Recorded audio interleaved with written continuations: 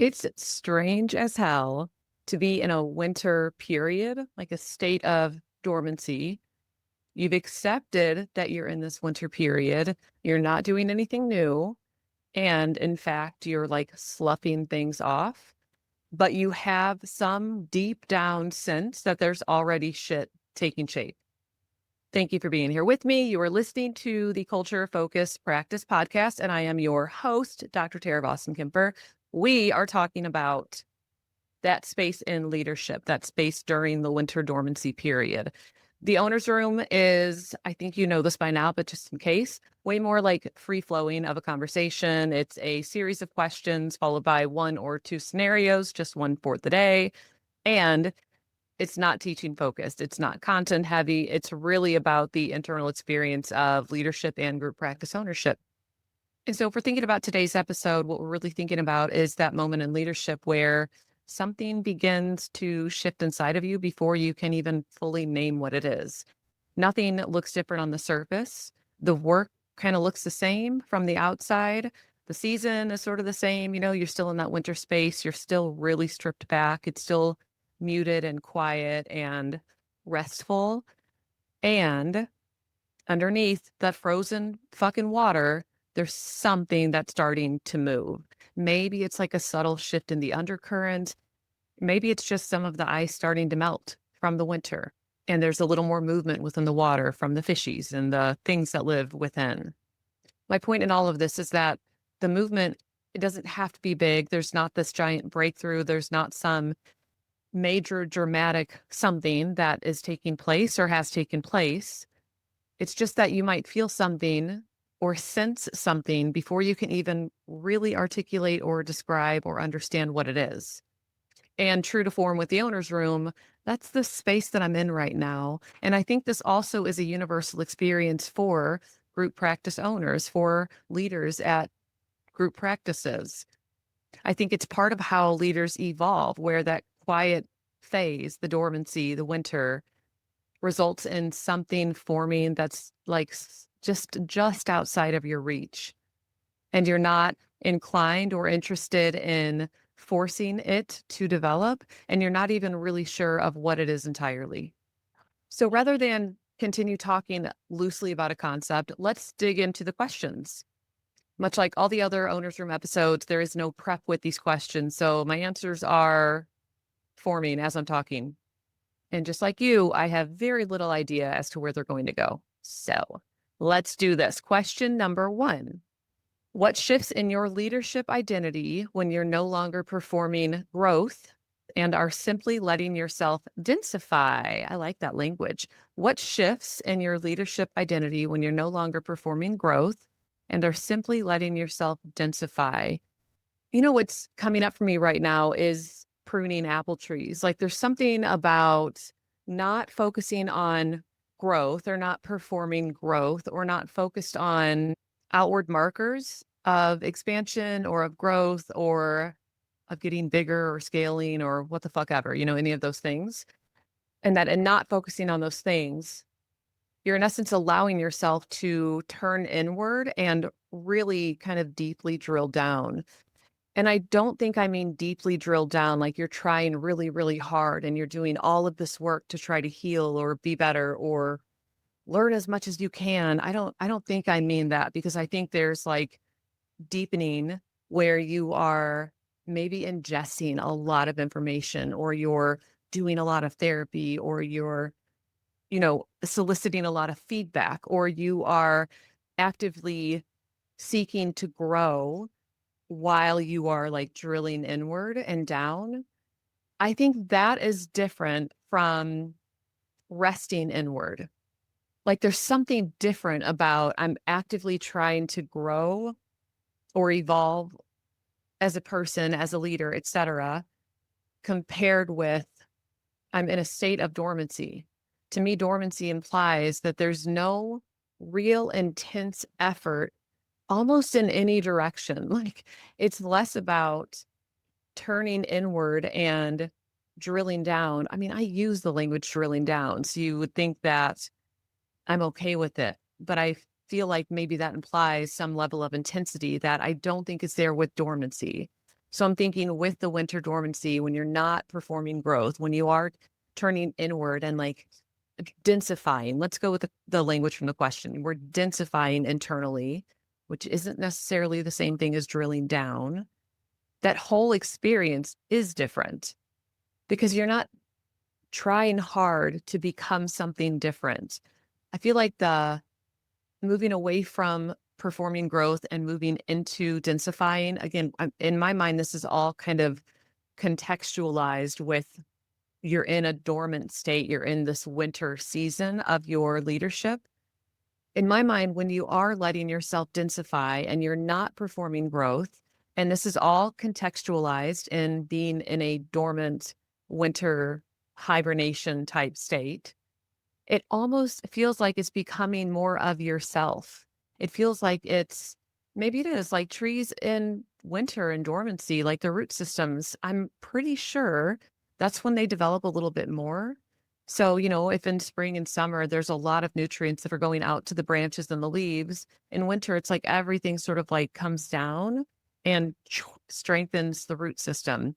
Oh, I hope I'm not making that up. And if I am, it seems like it makes sense. So we'll just go with it and assume that that's the case. Let's say that we're all trees and we're all densifying our root system in winter states. I think if I apply that to being human and densifying, then the difference between drilling down with like intensely trying to learn and grow and become a better person, which is an internal experience, but also drilling down and densifying is that with densifying and attempting to become more of your own, it's almost like it entails a stillness and a need to not even ingest anything and just to hold still and see how things have taken shape around you and assess what shit actually fits or doesn't. So then if I bring all of this all the way back to what shifts in your leadership identity, I think that what ends up shifting is reflective of whatever it is that you might need to let go of when you've densified and held still for long enough that you've been able to see the things that you are outgrowing. So what I can say for myself is that in this wintry state that I'm in, very literal because there is actually snow and it's been like 15 fucking degrees where I live right now, but also metaphorical or figurative, same thing. It's not really. I never remember the difference. My point is, when I apply this to myself and I'm thinking about densification and I'm thinking about what shifts in my leadership identity have taken place, what I have realized is there are very clear things that I want no part of. And there are things that I thought were part of the vision that instead feel like obligations if I am the one that needs to do them, coupled with an unwillingness to fulfill an obligation that doesn't actually serve me. It feels like my body is just done. Like I'm just done. My body is just done. None of this is interested in doing something that isn't in alignment. And it doesn't even feel like it's a choice that I'm making. It feels like it's a truth that I'm finally fucking accepting. And maybe that's like the crux of the shift with the leadership identity is that when we can densify, and I think there might need to be multiple passes at this. I don't think this is a one and done experience. I don't think anything is ever one and done except death. But my thought is maybe that is the crux of it all. The repeated and continued and evolving sense of acceptance and maybe competence and maybe, I mean, I don't want to say certainty because I don't really like that language, but like a pretty high level of certainty about what should and shouldn't be something that I spend my time on or with. And when that happens, it also impacts every single other person around me in my business and also in my home life, but in business especially, because if I'm not willing to do something, then that something isn't going to happen in the way that maybe we thought it was going to be happening. And so that means something has to shift, whether it gets removed entirely if it doesn't fully fit in with the VTO or with your vision, or it reflects the need for a new role on your accountability chart, or it's something that is passed over to a person who's actually more interested in doing it. And then the task is, how do we ensure this is done in a quality way while stepping back from it at the same time? I like that question, actually. That's a really fucking good question. I think even that notion of growth and density and drilling down and intentionality versus passive, like active versus passive, it just brings up a lot. Like there's a lot of directions, I think, this conversation, specifically with regard to that first question, there's a lot of directions it could go. So I think that's probably why I like it. And now I really am moving on to question two. So, question two, what's the sensation of feeling something forming far beneath the surface long before it has language or shape? Ooh, this is interesting. What is the sensation of feeling something forming beneath this far beneath the surface long before it has language or shape? Hmm. Imminent is the word that comes to mind. Inevitable. Like there's a sense of inevitability. Like this thing is happening regardless of my involvement or not. It's like when a storm is brewing, like you can tell, like the air just feels fucking different. The leaves look different. The color, when you walk outside, there's something slightly different about the literal way that the world looks around you, the felt sense of the world around you, the smell, all of it. There's a difference. And you have this sense, this sort of just understanding there's a storm coming. Like there's something happening. There's a storm coming. And really, what would be interesting actually is if the storm coming is a result of growing up in a specific area, or if the like atmospheric conditions feel the same here compared to, I'm sorry, I should say in the States, for example, compared to like Australia or Asia or fuck Russia, like does it feel the same everywhere? Or does your felt sense actually reflect the, area that you grew up in, the region you grew up in? So it's a side conversation.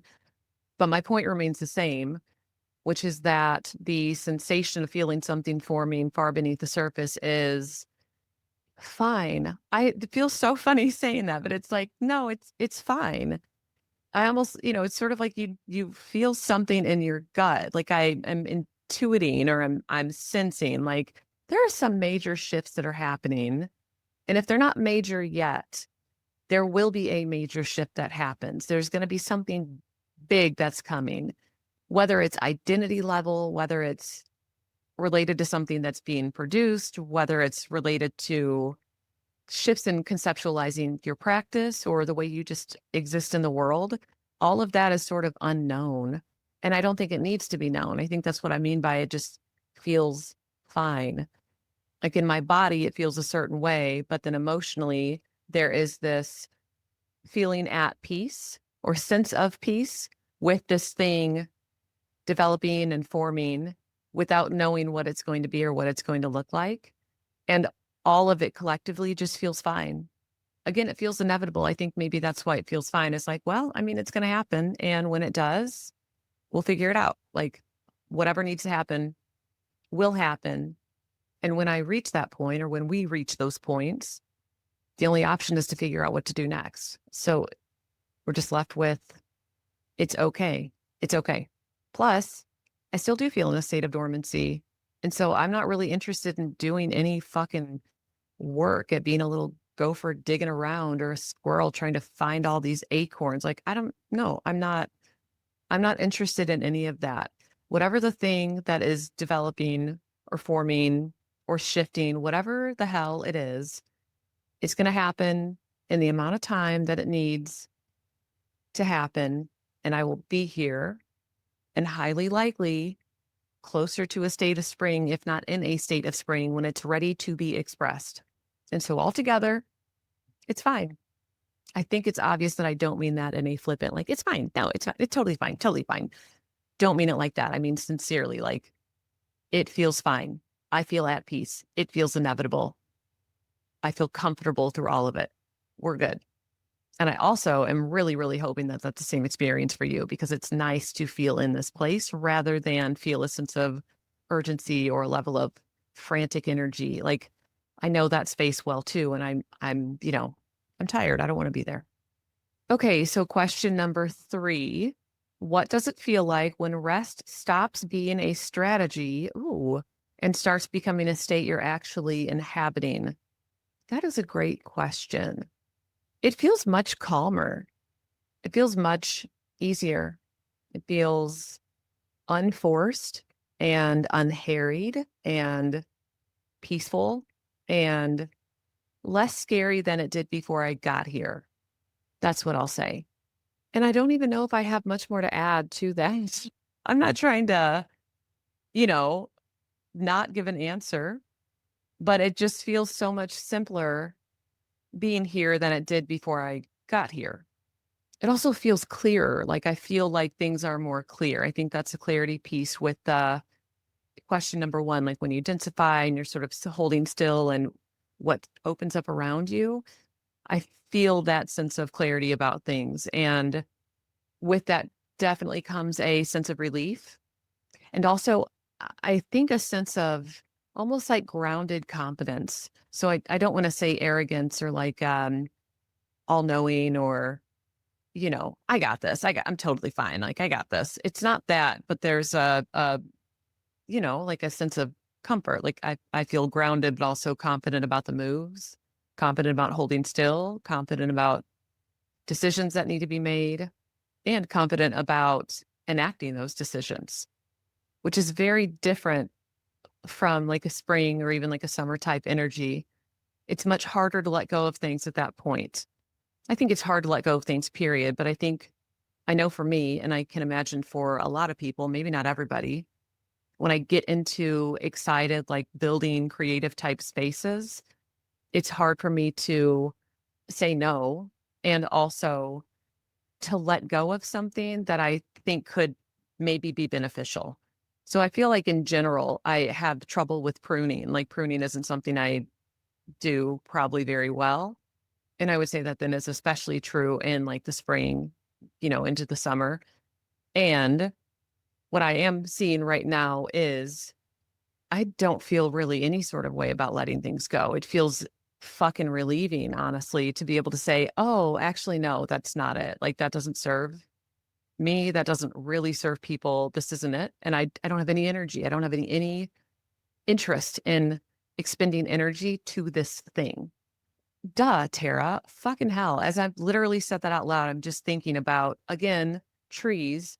Where does their energy go? It goes to their root systems and densifying and, deepening and making sure that we're going to be healthy for the coming spring. Literally saying out loud right then, I don't have any energy to expend towards this thing. That is pulling back from your leaves. That is me saying, yeah, that you don't have energy for that. Don't do that thing. You don't even want to fucking do it. Why are you sending energy over there? You're not even interested in this thing. That's not the direction you want to grow. That's not where the sun is coming. That's like, stop doing that.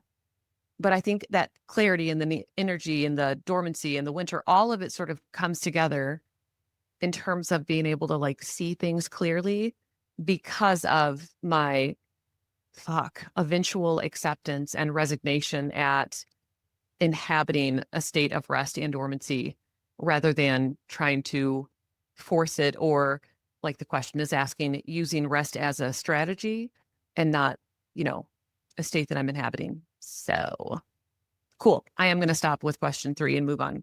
Question number 4. What does sloughing off old structures, identities, or expectations make space for, even if you can't yet name what's coming? Oh, that's an interesting question. I mean, I think the answer is I don't know. I don't know what it makes space for. In terms of like, if you can't see what's coming or name what's coming, like, sure, an answer is that you're making space for what's coming. Cool. That's an obvious sort of simple answer.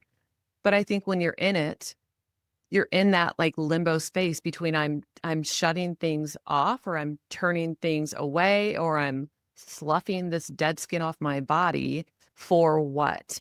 I don't know. And I know for me historically that I don't know is not pleasant. It's not like a fun or a nice space to be in.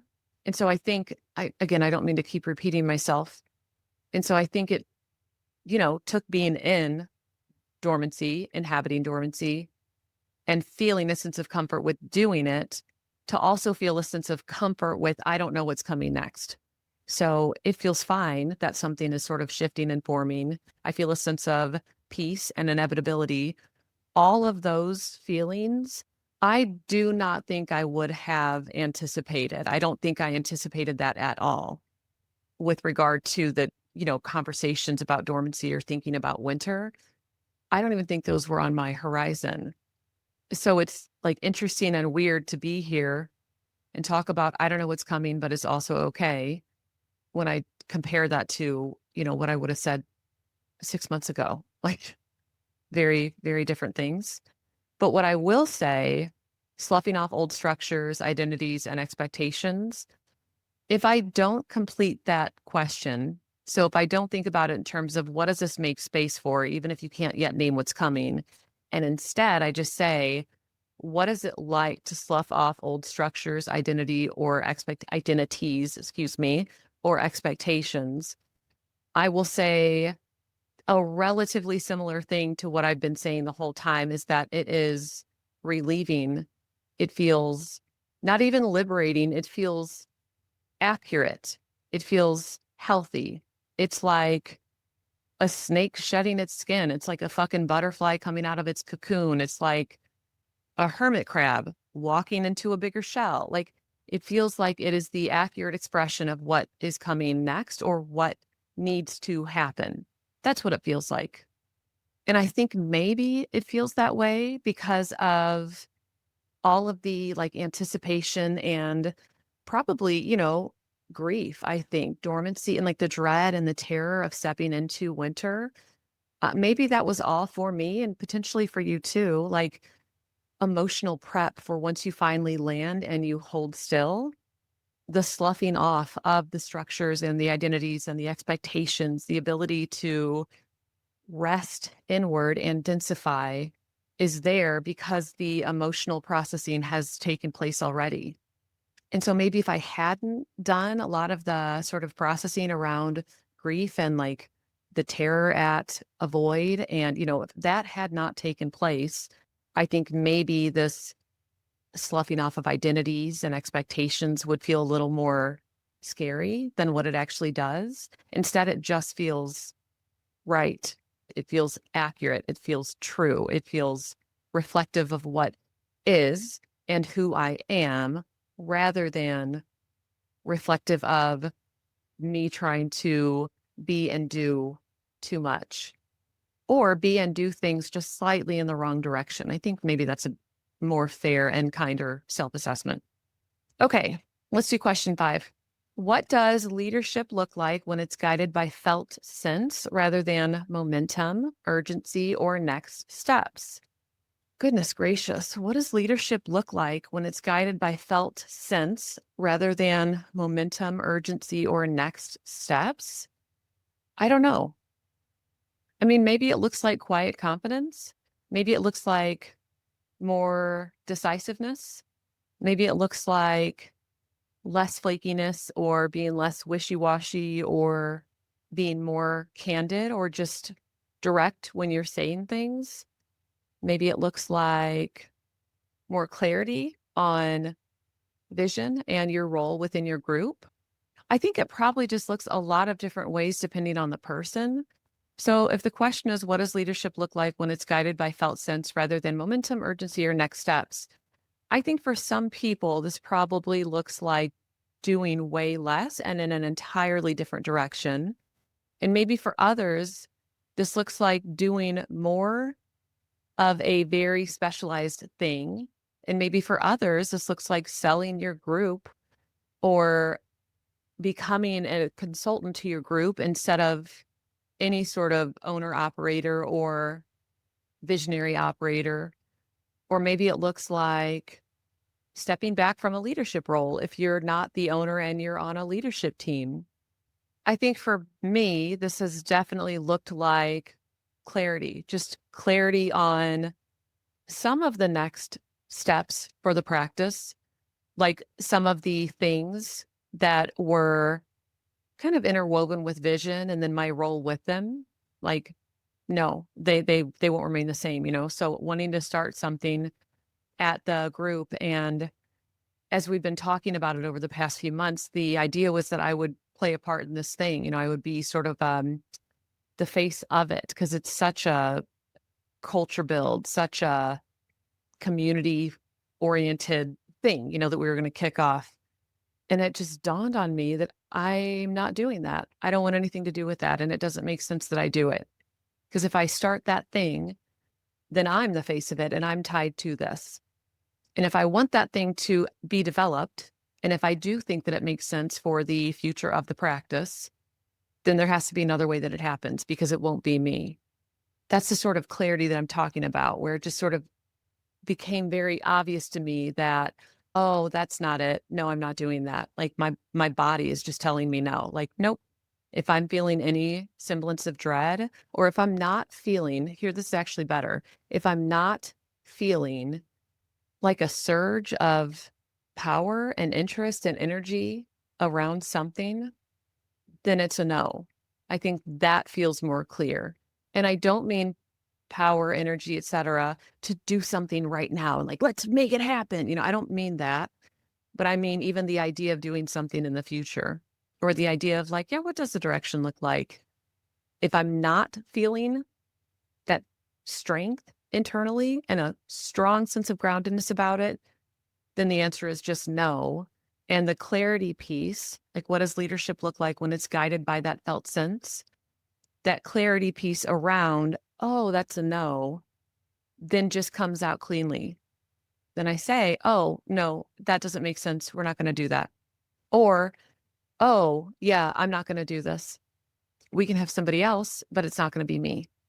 For all of these reasons, maybe including it doesn't actually make sense with my role and the direction that my role is moving. And yet again, this might be very different for you. So, of course, I think there's going to be universality in all of this, probably more about the felt sense and like the experience, but the way that it manifests for you is likely going to be different than the way that it manifests for me, you know? Okay, so we've got one more question, and then we are going to wrap it up and move to the scenario. Question 6. How does your internal pace change when there's no deadline, no audience, and no need to justify doing less? This is a good question. This is a really good question. How does your internal pace change when there's no deadline, no audience, and no need to justify doing less? Mm. Okay, so let me say two things. First, I like working. I like find fulfillment in being able to grapple with things and conceptualize things and create things. And I enjoy work for the sake of work. I just enjoy it. And that feels important to say because I don't know if the pace would change. This is nuanced, so just give me a sec. I don't know if the pace would change necessarily, but I do think that the assignments, so to speak, would change. And if the assignments changed, then what I spent my time on and how long I spent on it would likely change as a result. So if I didn't have deadlines and tasks associated with random things related to the group, I would probably spend more time on projects that I felt a calling to do at the time that I felt called to do them. But as I'm working on a project, that to me is where the internal pace doesn't really change. Because if I'm enjoying working on something, I'm want to dig into it. Like I'm enjoying working on it. And so I want to spend time with it. I want to wrestle with it. I want to create it. You know, I want to do all of those things. And so I don't actually see the pace changing as I'm working on something that I want to work on. What I do see is that there is less urgency and less frustration, honestly, at having to complete tasks that I don't really want to do, but do have a deadline and that have been blocking me or that are blocking me from working on a project that I actually want to work on. And so even as the visionary at the practice, there's absolutely things that I don't really want to do. They make sense in my role, the way that it's defined right now. and I might not necessarily want to do them, And that small percentage of stuff is low enough that I do still get to spend time focusing on projects. But even some of those projects might be more related to a rock that I'm trying to get figured out and work on. Rocks are quarterly goals for people who don't know EOS or who don't know Jim Collins. They're the most important priorities for the quarter that you're in. So I might be spending time working on rocks, which are connected to our vision and super fucking important for getting us to move forward. But there are times that I don't want to spend time working on my rock. I'd rather chase some fucking wild hair that I found and follow all these rabbit holes wherever they might lead me to. So I don't even know if it's not the pacing that changes. It is the ability to move freely in the direction that I want to without any regard for other responsibilities or people or outcomes or tasks or, deadlines. I love that question, though. I think there is something to be said for thinking about if I didn't have this audience or this deadline or this team or this need to justify whatever I'm doing, would my pace change? And if so, how much? And if my pace wouldn't change, would what I'm working on change? And if so, what would I actually be working on compared to what am I currently working on? That's interesting. That's interesting to think about. Okay, so let's do the scenario now, which is kind of lengthy for a scenario. It's a little bit longer than normal. Scenario number 1, it will be our one and only for the record. A group practice owner has scaled back for the first time in years, announcing to her team that she's stepping into a quieter season. But now she's noticing that the quiet is starting to create questions she doesn't know how to answer. Instead of the relief she expected, she feels this strange internal weight. Not burnout, not dread, just a density she can't interpret yet. Her team keeps checking in with subtle comments like, "So, what's next?" And she can't tell whether they're being curious or anxious or they're just trying to read her. She worries she's giving off the wrong impression because even though she feels something shifting underneath, she genuinely has nothing concrete to offer them. And still we go on. When she sits in meetings, she feels more grounded, but also more disconnected from the usual momentum, and she isn't sure if that's wisdom or withdrawal. She can sense micro movements inside of her, like the ground's adjusting, but she can't tell if it's the beginning of something or just the noise of slowing down. The more present she tries to be, the more aware she becomes of the difference between her external stillness and her internal motion. And she's not sure if she should name any of this to her team. Oh, that's interesting. Or keep it unspoken until she understands what the hell is actually happening. That is super interesting. I don't know why you wouldn't name it with your team. Like, even if you don't know what it is, I never see the harm in saying what's coming up for you or sharing some of your internal state with your team. I think broadly speaking, it does more good than harm. This is assuming that you're not, emotionally dumping on your team and trying to use them to regulate you. That does more harm than good. But assuming that you're scaling back as a group practice owner, you're announcing to your team you've stepped into a quieter season, and your team is checking in with you with little comments like, "Okay, what's next?"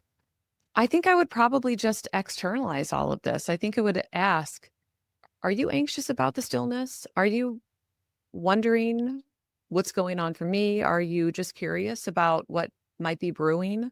I might just check in with my team when they ask, like, no shame, no anger, no negative anything. There's no negative connotation to the question, but I am interested in what's driving you to ask me that.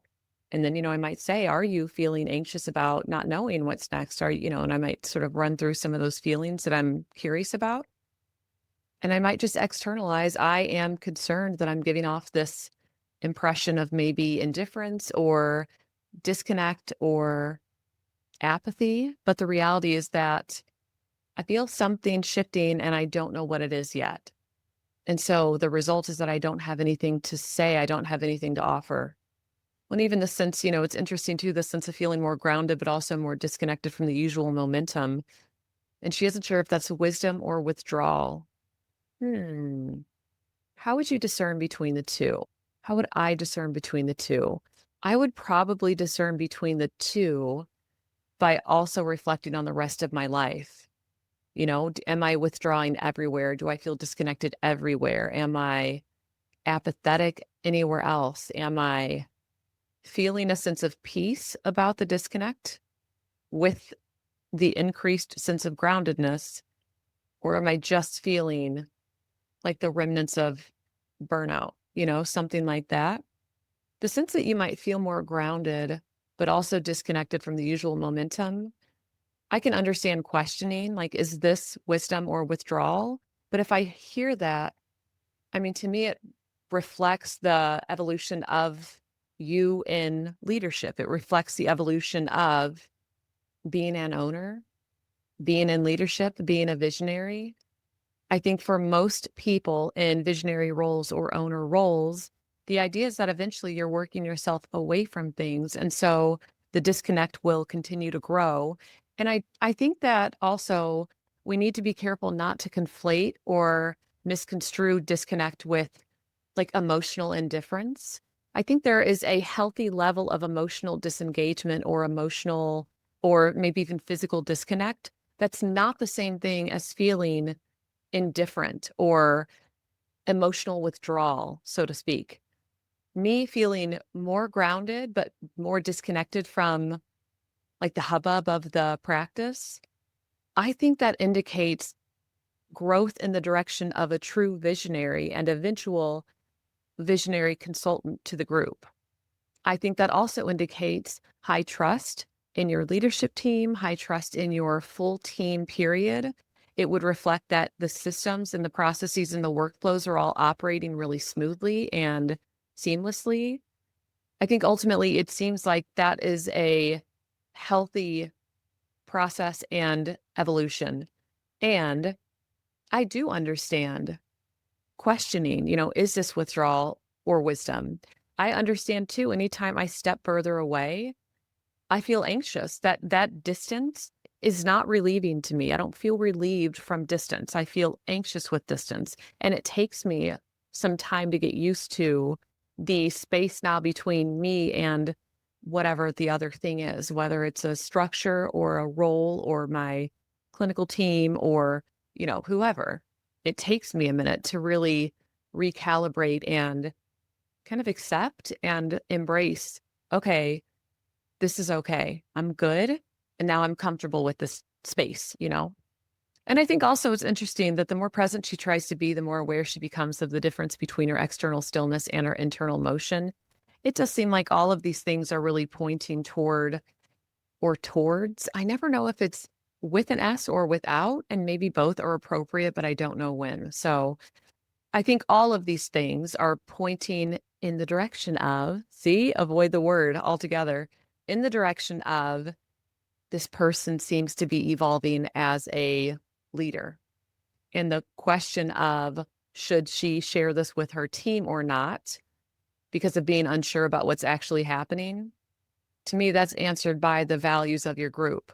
Our values are candor, authenticity, ownership, depth. Like if our values are these things, then to live them out, it would almost require that I am honest with my team and that I say, hey, y'all, this is what's going on. I don't exactly know what's happening. Something's brewing. This is how I've been feeling. I have no answers for you. I'm sort of wrestling with some of the feelings around all of this.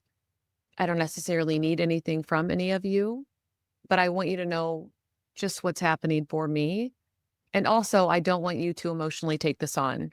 I'm good owning this for myself. I just feel accountable to all of you in this way. I do want you to know what's happening for me. That would be like the way that that went. It would just be something simple. Like I'm sharing this with you. You don't need to own it. You don't need to fix it. I'm good. I'm okay. I'm grappling, but that's human. And I will let you know whenever I have a more concrete answer to give. And then I would just leave it at that.